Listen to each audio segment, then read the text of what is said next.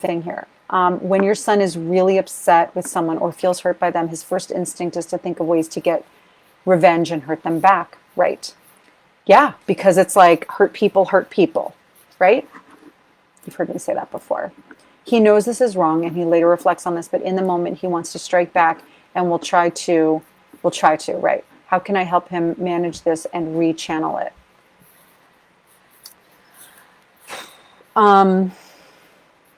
So what you're really asking is how for him to sit with pain and not react back, right? It's kind of like asking somebody how to, if they touch a hot stove, how to not pull their hand back. It's a reaction. It's a pure visceral reaction that he's having in the moment.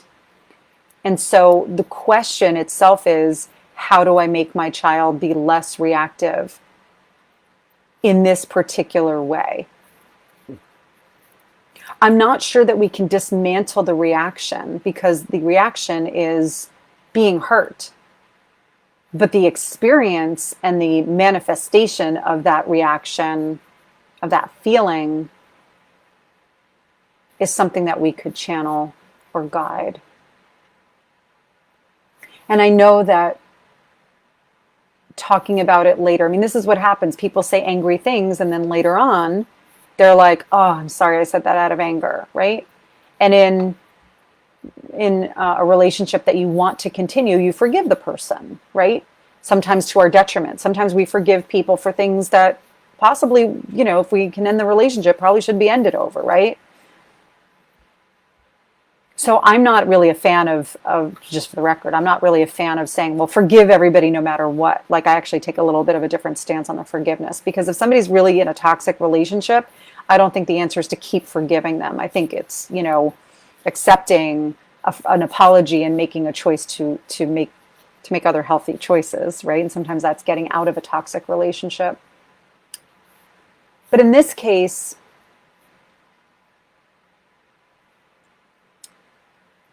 I think that, have you tried offering alternatives?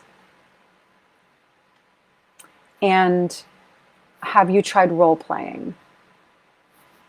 Those would be my two questions. And the first question, I actually reversed them. The first question is, have you ever tried role playing?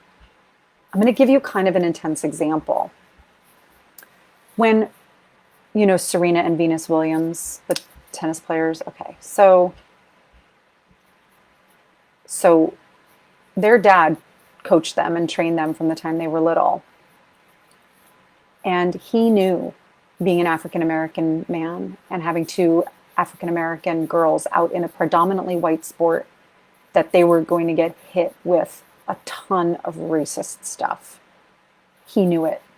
And he knew what he was putting them into when he did it. So to prepare them for that, he would have them go through their practice sessions, and it was always just the two girls playing against each other.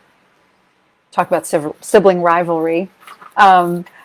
He would have them play against each other, and he would pay white kids.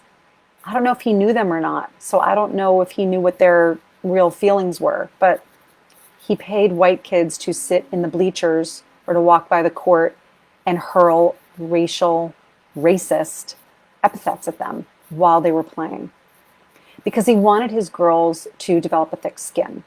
He wanted them to have practice in a safe environment, hearing things that would trigger them and teach them to learn to play through it, to teach them to learn how to ignore it and how to stay focused. Now, some people would really raise their eyebrows at this. I think it's harsh, but really necessary. And, I wonder if something like this might help your son. I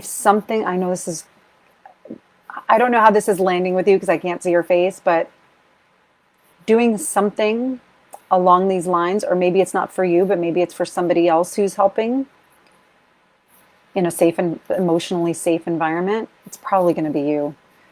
Um, to ask to role play and to ask him what are the things, or to write down the things that people have said that really make him want to act back. And he may be the kind of person who's like, well, it doesn't hurt my feelings. It just, I just hurt, I just say it back to them.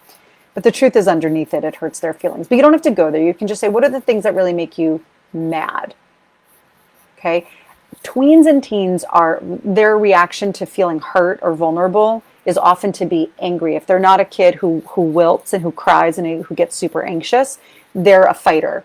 And if they're a fighter, trying to peel that back and make them admit that they actually have hurt feelings at this stage of their life is probably not going to work, and it might not even help them, because they do need some amount of defense, right? That's okay. They can work on that later. However, what I'm getting at here is this idea of role playing and saying, what are some things that make you really mad when people say to you? And you may write down, what I've noticed is when this person said this to you, this is what you said back, and keep it very factual. Factual meaning if you were recording it, you would both see and hear the same thing. He said this to you, you said this back. If he's in any, place that I didn't say that, or whatever, you can just say, I heard it come out of your mouth. You may not remember it.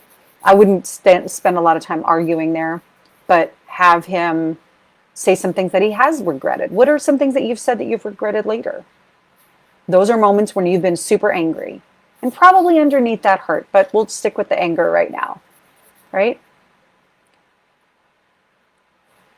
I am suggesting that you replay those scenarios and you say those things. You pretend that you're the other kid and you say those things, and you practice with him getting upset, and he practices doing it differently. Because if he's showing regret about and remorse about it afterward, it means he feels bad about it. He doesn't want to do it the same way again. And how do you do it except for practicing it right? I'm a huge believer in practicing right, meaning practice it the way you want it to go. And if we don't practice it the way that we want it to go, we just keep practicing it wrong. Whether that's how we deal with our kids or how our kids deal with things. And if all we're doing is getting ourselves back into game time where we're losing our temper or they're losing their temper, and afterward we replay it and we say, oh, I wish I had done that differently. But we don't actually practice doing it differently. We're just putting ourselves back into game time again and again and again. And the setup is failure.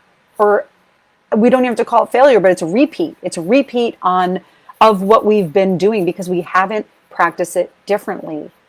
So doing this kind of role playing for yourself, or in this case for your child, is going to be really helpful.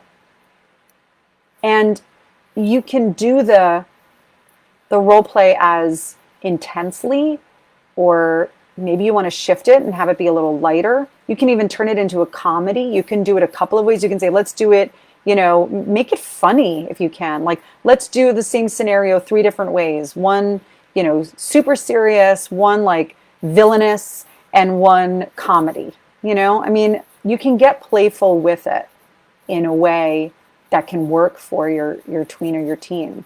They like humor. They like fart jokes. They like, they find that stuff funny for a reason. It's developmentally where they are. So how is that? I don't know how that's striking you, but that is advice or an idea that you're probably not going to get from many other people. And I'm only hesitant because I'm not sure that feels for you. That's the only reason. I stand by it as a tactic. I really do. I've taught classes where I get people really riled up to the point where they really want to, like, they're pretending they're yelling at their kid, and we do it differently. We do it differently. Away from the kid. The kid isn't in the class, but we get them riled up to that point because that's the place where you need the practice, right? A a less extreme example of the Williams sisters situation is when basketball players practice taking free throws, and they have their friends or whatever standing behind the basket waving their arms, or in some cases in a big auditorium or a big gym, they'll play, crowds yelling, they'll have loud music going, and they're training to play, to be indistractable, no matter what's going on out there. I've got my focus, I've got my breath. I can tune into my breath at any time. Or they can do their little routine before they shoot, however they touch their face or the whatever signs they make, however they roll the ball, no matter what's going on. Right? So I'm curious. I'm curious if you're willing to do that, if you're willing to try that. Again, I think the fact that he shows remorse afterward is a really good sign. It means he wants to do it differently. And that's where I would use as the point of entry would be, I know you feel bad afterward. I know you do. And I want to help you do it differently. And this is how I know how to help you, because we're going to practice doing it differently.